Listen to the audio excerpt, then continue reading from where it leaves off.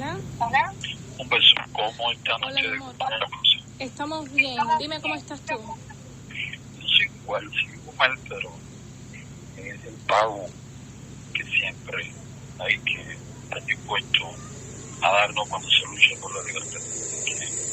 La cuestión es no rendirse nunca y mantenerse firme y seguir luchando por la libertad y bienestar de un pueblo explotado, hambriento, necesitado, víctima de una perversa tiranía. Cuéntame cómo anda la cosa. Se cumplen 2 meses de la brutal, de la infame agresión de Rusia contra Ucrania. Y sin duda es admirable el heroísmo, el coraje, el valor del pueblo ucraniano enfrentando al agresor ruso, a una superpotencia militar que concentra todos sus esfuerzos, lo ha hecho durante décadas, en producir armas, mientras, a pesar de ser una potencia económica, por supuesto no es comparable, no compite con naciones como Estados Unidos, Canadá, Francia, Alemania, Japón, económicamente hablando. Sin embargo, militarmente alardea de que produce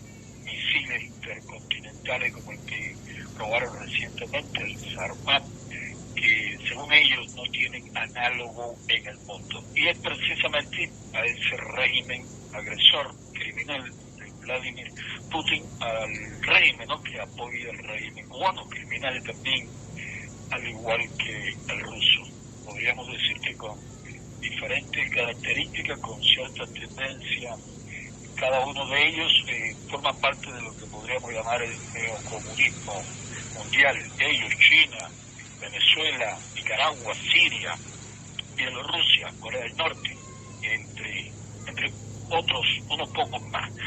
El coraje, el valor de los ucranianos es admirable y sin duda los que no se rinden en esa compleja y difícil lucha merecen todo nuestro respeto. Cuando se lucha por una causa justa, como es la causa por la libertad del pueblo cubano oprimido por una férrea e infame tiranía, uno no puede rendirse, nunca puede rendirse, por fuerte que sean las torturas, por difíciles que sean las condiciones en que se lucha, por fuerte que sean los ataques de la tiranía. Hay que mantenerse firme porque la libertad y el bienestar de un pueblo es una causa de primer orden y no podemos renunciar a defenderla, a luchar por ella.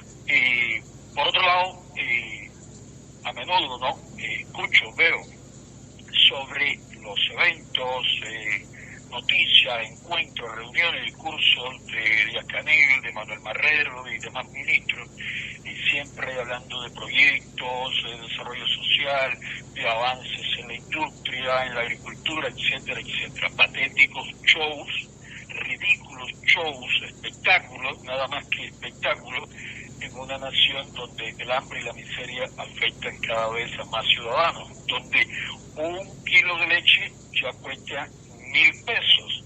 Recordemos, por ejemplo, que en el 2007 Raúl Castro decía que los cubanos debían tener todos un vaso de leche en su mesa, pero debían poder tomarse un vaso de leche todo el que quisiese tomarlo.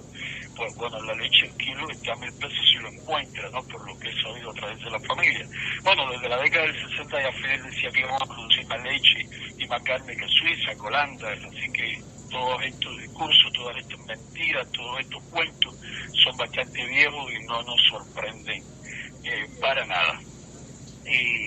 Un fortísimo abrazo a todos nuestros hermanos de lucha, a la familia, un beso, un abrazo fortísimo a los amigos, a todos los quiero muchísimo. Cuéntame lo que puedas ahí.